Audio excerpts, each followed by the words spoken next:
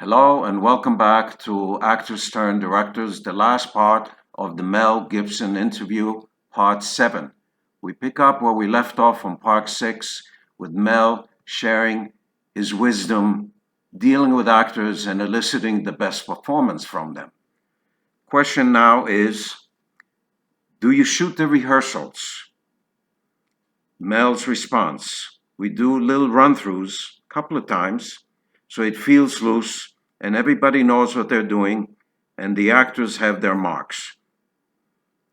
Question, how do you deal with a temperamental actor who disagrees with your vision? Mel, I've worked with many actors and some of them have been at times inclined towards temperament. And I can understand it because I've gotten to the point where I get pretty cranky myself. But yelling is counterproductive on the set. The crew doesn't like it either. They get upset. We're all a part of the process, and I believe they should be fun. You shouldn't have unnecessary pressures that make people uncomfortable. Everybody must have some kind of inner peace in order to perform their best. So patience is a key ingredient in being a successful director. You have to set an example on the set. You are the leader, and you set the atmosphere. What you put out is essentially what you get back. If you present hostility, that's what you are going to get back. Mel, what happens if you have one actor who needs a lot of takes and another actor in the same scene who doesn't? Mel, I keep doing it until I get it right on both sides, but I never let it get out of control. As a general rule, I don't allow myself more than 3 or 4 takes. Question, is it very difficult to be behind the camera, setting up the scene, and then suddenly you have got to jump back in front of the camera and be the character? Mel, not at all. Basically, it's easy because it gives you a whole other kind of security. You know exactly what you are dealing with in a technical way. Question. Let's say you got the best performance an actor thinks he's capable of giving you, but you still need more. What do? How do you inspire the actor to give you more? Answer. It's very hard to be specific.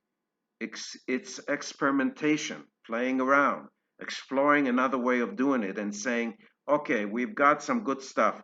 Let's try another one. And this time, get wild. Go somewhere else. Sometimes that works and sometimes it doesn't. You keep adjusting it until it feels right. Question.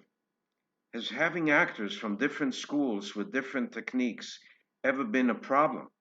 Maybe one intellectualizes while the other works from the gut. Do they clash? How do you balance them? Answer. I'm still trying to figure out your question. It has never been a problem. The actors always seem to fall right in and help each other. The process of good acting requires interaction, and that means giving, showing consideration for the other performer. It's my own experience that the best way to help yourself become better in performance is to do all that you can do to make the person opposite you look as good as possible. Give them everything, and they will do the same for you. That's the secret of good performance. Question. Do you feel that a happy actor will give you a better performance? How do you keep the actors happy? Response. Absolutely. How do you keep them happy? You just keep things light on the set. You can be working your buns off trying to accomplish something and have fun too. That's happiness in a way, kind of a tortured happiness, overcoming the challenges and enjoying the process. It gives you a sense of triumph. There have been a few times when I've gotten a real buzz trying certain things, not knowing whether they would work, but having an idea that this is the right way to go. Question: when you shoot a scene, what's your attention most focused on? The performance or the visual choreography or what? Answer: you have to look at the whole picture, and every scene is different. Some scenes are more dependent on action and others on performance by the actors. You just take it scene by scene. Question: do you shoot by the book, master, and coverage? Response: each case is different. I go by what the moment dictates.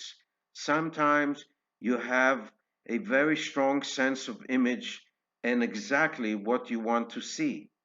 I'm not concerned with doing it by the numbers, but some scenes require the old school method of wide masters going into close ups.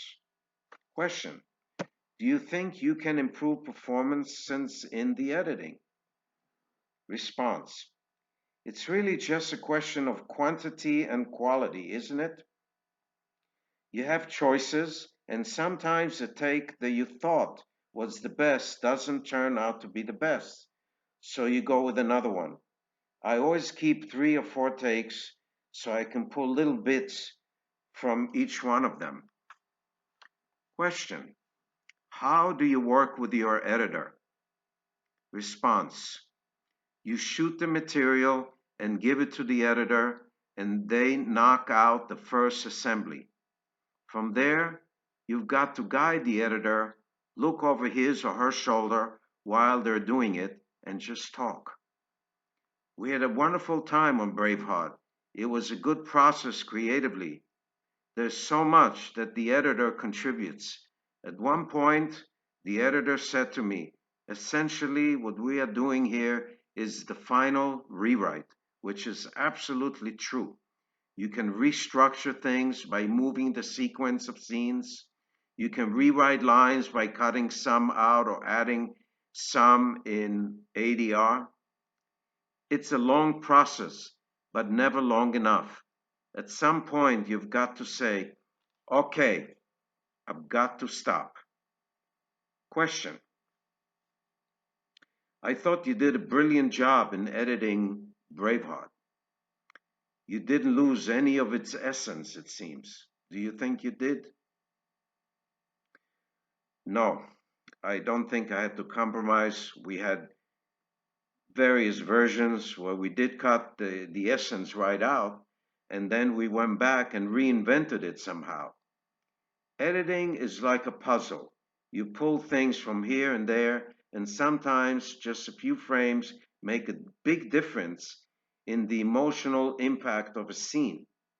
It's one of the most enjoyable of the filmmaking processes. Question: how did you work with your composer, James Horner? Did you give him specific musical ideas, or did you more or less give him the freedom to experiment?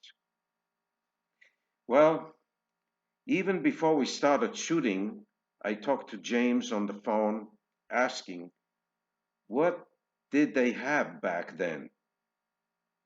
He said the music in Scotland at that time was terrible. They had Gregorian chants and stuff that you really can't listen to. I thought we should be more melodic, but still something primitive, something with old instruments and a lot of drums and primitive beats and stuff somewhere between Celtic and Native American. Lots of rhythms. At the same time, there were places where you had to have the overlay of a big score. I had very specific notions about the kinds of things I wanted to hear, and I shared them with James. He took them away and came back with what I thought was a fantastic score. Question: what kind of music did you use on your temp tracks while editing? Answer: we had quite a large temp mix.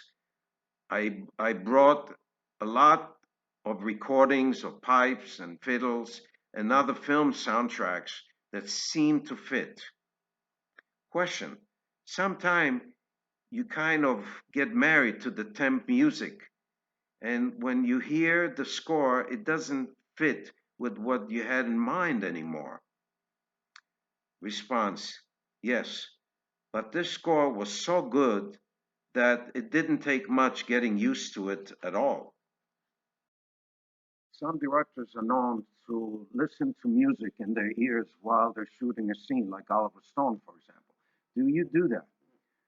Normally I don't, but one scene in particular, I had James Horner write a piece of music that I listened to because it was important, inspirational, and I actually ended up using it in the film.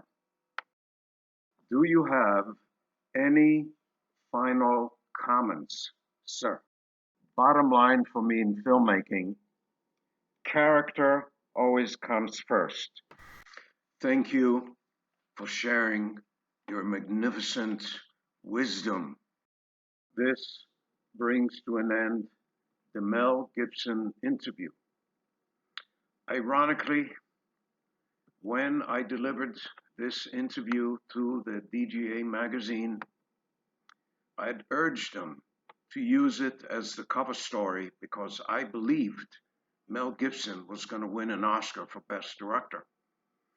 I was told to forget about it, as Ron Howard will win the Oscar for Apollo 13. Well, Braveheart got 10 Oscar nominations and won 5 Oscars: Best Picture, Best Director, Best Cinematographer, Best Makeup and Hairstyling, Best Sound Editing. I thank you for tuning in. Next, coming up, is the Jodie Foster interview. If you found this content valuable, please like, share, and subscribe. It would help my channel tremendously, and I thank you in advance for tuning in and for your generosity of time.